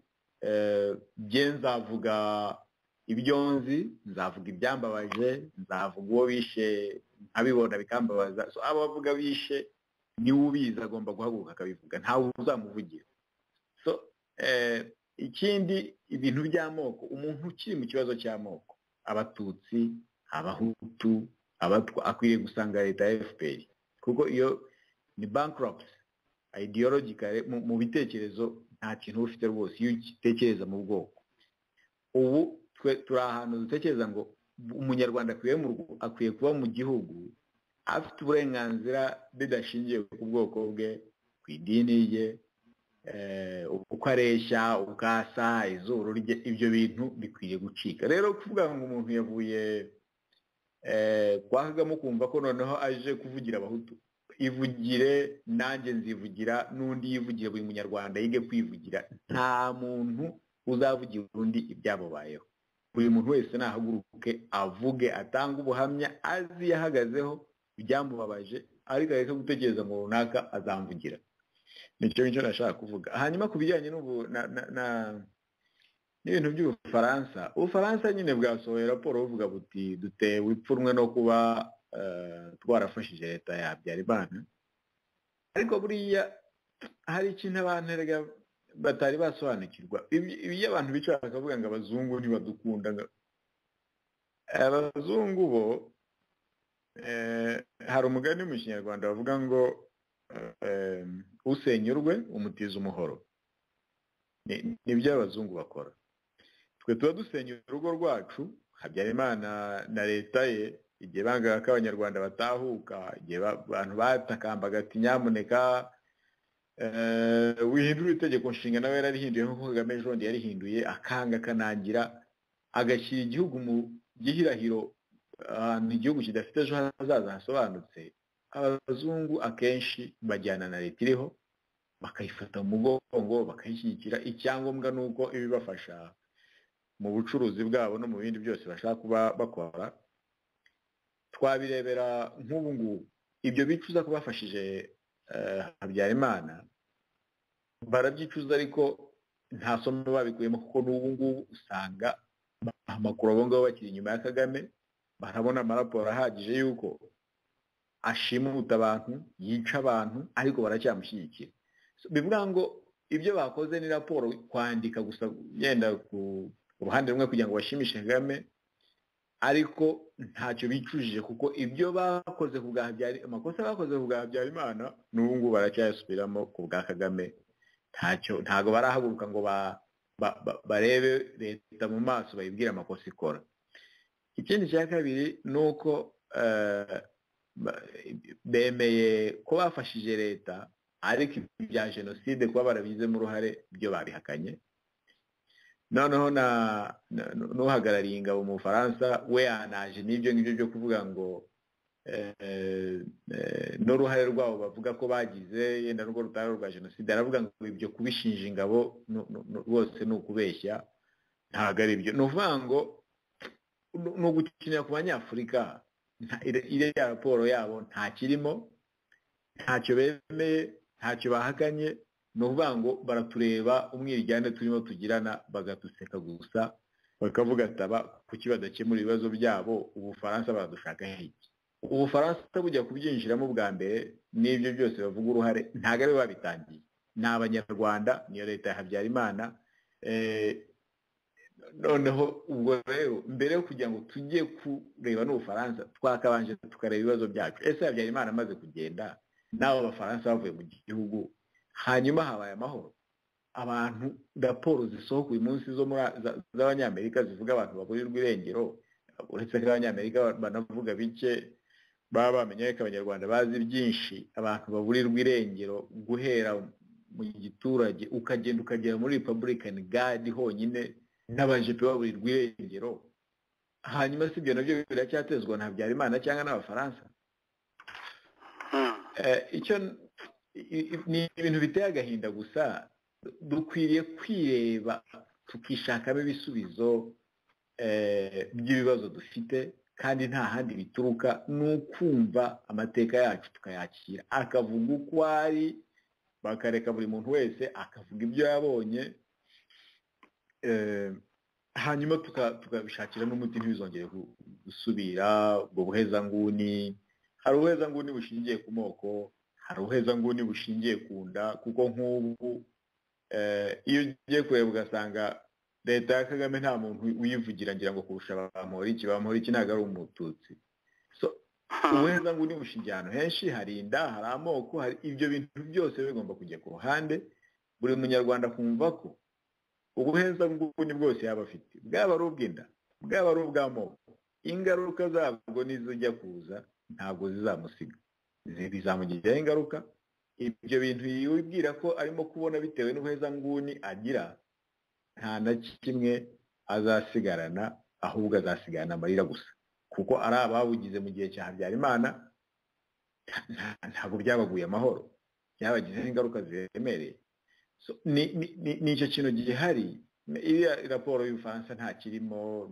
nta n'icyo umuntu ashobora gutega ku Bufaransa kuko iyo usa ngo bihariye icyaha cyo kuba barafashije Habyarimana twakabaye tubirebera ku ngubu noneho bareba Kagame mu maso bakamubwira ibyo akora bakavuga ati tutazagwa mu mutego nk'uwo twaguyemo ku gihe cya Habyarimana ariko ntabwo ari byo bakora ubu noneho Kagame baramubyinira bakamwakira bakamuririmbira uretse ko bicishamo rimwe Kagame nawe kubera imyitwarire ye bakongera bagashwana ubwo bashwana Kagame agafunga ariko ubundi ikibazo gihari ni twebwe ubwacu abanyarwanda tuzagikemura umupira uri mu ntoki zacu twirebeho tuve mu by'amoko aduteranya tuve mu biki byose tumenye ko umunyarwanda agomba kugira uburenganzira mu gihugu cye naho ibyo kuvuga ngo mbere bari banabanje no kwishimira mu Rwanda nigeze kumva kuri televiziyo y'u Rwanda harimo abishima ngo noneho Ubufaransa bwemeye ko bwemeye uruhare rwabwo mu mahano yabaye mu Rwanda ariko nyuma baje kubisesengura none basanga ibya jenoside ntibabyemeye baravuga ati ariko birababaje kuba noneho batemeye ibya jenoside ni ukuvuga ngo aho kugira ngo barebe ibibazo bihari babikemure baraho bategereje icyo Ubufaransa buri buvuge ntacyo Ubufaransa buteze kuvuga gikemura ibibazo biri mu gihugu hari amateka yabaye ikibabaje ni uko aya mateka baba bayategereje kugira ngo bayakoreshe kandi muri politics nk'uko nabivuze ubushize aya ni amateka yagwiriye u Rwanda yakabaye yigirwaho mu kugira ngo hatazigera habaho amakosa nk'ayabaye mu bihe byashize ahubwo baba bashaka kugira ngo barebe mu mateka mu by'Ubufaransa bwemeye niba hari ibyabafasha kugira ngo noneho babe legitimaye babikoreshe kugira ngo bagume ku butegetsi bahonyora abantu izo ni ingorane bakwiriye kureba aya mateka abigisha ko kuba abahezanguni gushaka gufata igihugu ukakigira nk'umurima wawe aribyo byavuyemo izo ngaruka zose zibyabaye amateka abantu bakirwana no kugeza uyu munsi bakabyirinda rwose bakamenya ko gushaka igihugu gukina nacyo ugafata miliyoni 10 na zingahe ukashaka kuzigira igikoresho kuri ibona polisi zisuzugura Kagame zisuzugura ati nzabarasa ku manywa y'ihangu ibyo ni ugukina n'umuriro iyo ukina n'abaturage b'igihugu miliyoni 10 na zingahe uri individual uri umuntu umwe ukumva ko cyangwa n'agatsiko kawe ufite k'abantu bakeya ukumva ko abantu bose ubafata ukabagira ibyo ushaka ugakora ibyo ushaka ukumva ko ntacyo bazakora Kagame yaravuze ngo it's a matter of time nanjye namusubiramo ngo it's a matter of time abantu barakwihorera ukagira ngo ariko igihe kiragera bagashaka uburenganzira bwabo so iyo ngingo yo gukinira ku banyarwanda ni ugukina n'umuriro ashatse yawurekura kuko uzamwotsa rwose ntabwo ari ibyo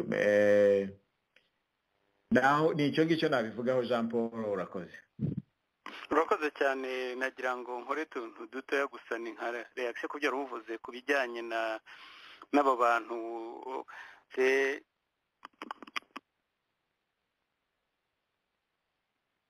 ndetse bavuga bati mwebwe mujye muvuga ibintu byabereye muri Republican Guard nibyo nkunze kubivuga kenshi ku bantu umugani rimwe na rimwe bavuga bati hari uburyo ushobora gusilencinga cyangwa gucecekesha abantu kugira ngo ukuri kutavugwa ntiwamenya n'ababivuga bari bo ariko akenshi harimo n'imvugo zimwe abantu bakoresha ugasanga zijya guhura na bimwe bintu nk'ibya Kagame ni ukuvuga ngo niba warabaye muri Republican Guard ni ukaba ukoze komantere mu kiganiro wakoze analize zitandukanye akarizo muri Republican Guard ahubwo uwo muntu aravuga ati oya ntabwo ukwiriye kujya kuvuga ku bibazo by'abanyarwanda ahubwo ibandanga jya mbivuga kenshi kuvuga ngo Kagame niwe nabonye afata abana urubyiruko akababwira ati mujye musabira imbabazi ibyaha bya bene wanyu ni nko kuvuga ngo mbese mu banyarwanda kumva ko ngo group iyi niyi niba warabaye muri Republican Guard niba warabaye anaha ahasigaye ngo utagomba kugira ijambo cyangwa se utavuga ikintu hari abantu benshi babitekereza batyo yewe nkavuga ni ari ibyo mu Rwanda haba za kiliziya nizakongera gukora ni naho hantu wenda bakanashakiye n'umuntu haba n'umuntu mu banyarwanda bandi babaga mu Rwanda mbere y'igihe nawe wazajya ugenda ukavuga uti kuki mutatubwira ibintu byabaga kuri bariyeri hariya kuki mutavuga amakuru mudatanga amakuru kuri za bariyeri z'intera hamwe undi akavuga ati mwege ko ibyo mu nkotanyi mutabivuga ndabizi bibaho kenshi cyane barabivuga no mu nyandiko ariko ibyo bikwereka nyine ubujiji ko nabwo buri muri kimwe mu bizabanza kuvanwa mu mitwe by'abanyarwanda mbere y'uko tujya yenda nk'uko nabivuze ni hari ibintu byinshi mbere yo kujya kwimakaza demokarasi kujya kwigisha umuturage separation ya pouvoir separation of power hari ibintu bimwe bigomba kubanza gusobanuka kuko abafite ubutegetsi uyu munsi n'ababuhoranye mbere ya Kagame nabo bagize bukube ko bibavantaje gukomeza gushyira abaturage muri ubwo bujiji bituma badashobora gutanga umucyo cyangwa se nabo ubwabo bamwe bashobora kuba baba batanabifite na Kagame hari igihe rimwe nsanga nawe ubwe koko abana hari bimwe abatumva ku bindi bintu waruvuze ku Bufaransa ibi bintu byo leta y'u Rwanda ikomeza gusa nkaho ikindi isunika ngo Ubufaransa bugomba kwemera Ubufaransa bugomba gusambaza njye ntekereza nkavuga ariko mu bantu bose leta ya Kagame niyo ikwiriye kubwira izindi leta icyo zigiye gukora zikwiriye gukora igihugu FPR yafashije imitwe yitwaje intwara ahantu hose hashoboka i Burundi muri Kongo itari rimwe hatari kabiri nkavuga ni abakongomani bo bavuze bati mugomba kwa apologizinga mugomba kwemera uruhare rwanyu muri miliyoni 6 zaguye muri Kongo ese kuki bavuga ko Ubufaransa bugomba kubivuga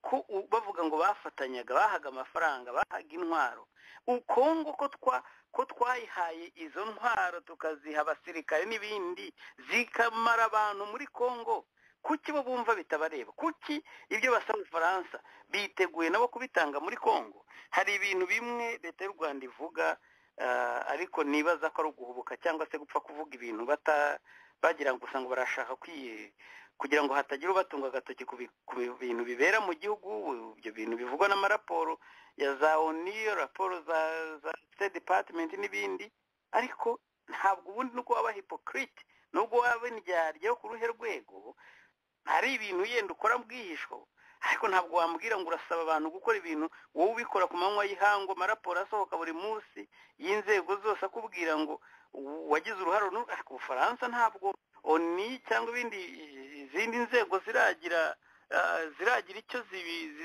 zirega Ubufaransa ku mugaragaro uretse u Rwanda ariko u Rwanda ruregwa na Human Rights Amnesty International ba Sans Frontières abantu bose ndetse nayo ubwayo iri guilty sinzi impamvu rero yumva ko yo izajya ishyira igitutu ku zindi leta gusa ntabwo mvuga ko itagira ijambo ariko niba isaba izo leta gukora ibyo idakora yagombye kureba n'ingaruka bifiteho Benon iriya audio tuzayigarukaho ubutaha iriya y'indege nagira ngo tuzayiganireho wari ukoze analize nziza cyane nakunze kuvuga ati Habyarimana ari ibyo niwe FPR ari ukubibona Habyarimana yagombye kuba intwari y'igihugu icyo kintu tuzagihereho ubutaha reka ngushimire ndetse nangusezeraho ngushimira umwanya wamaranye nanjye muri ibi biganiro ndetse nkimvita no mu bindi kandi wumvise ko atari igihe jyenyine n'abandi barifuza ko uzakomeza kuza gutanga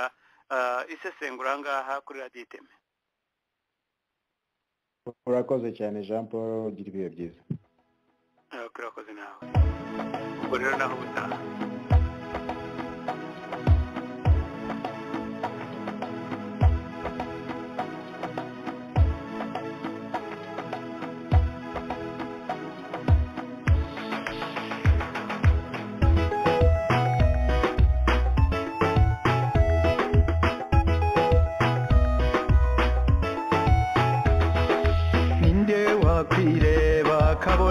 kamara ninde wakwirengagiza abo bangana ninde ubona amahari ari inzira nyayo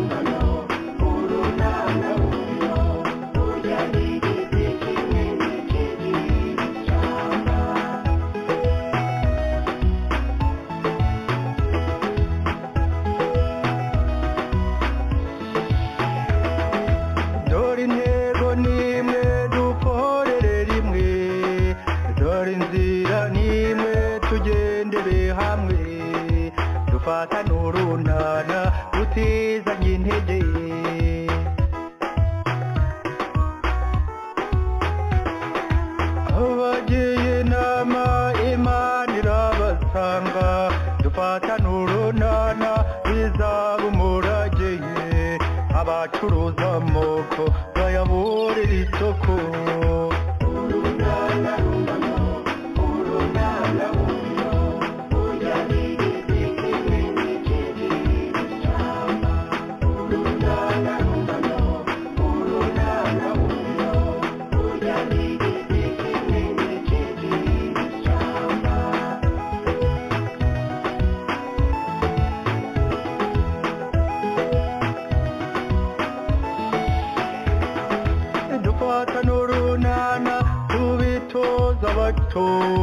mu muco karande tubegere hamwe abashaka intambara barindira ubusa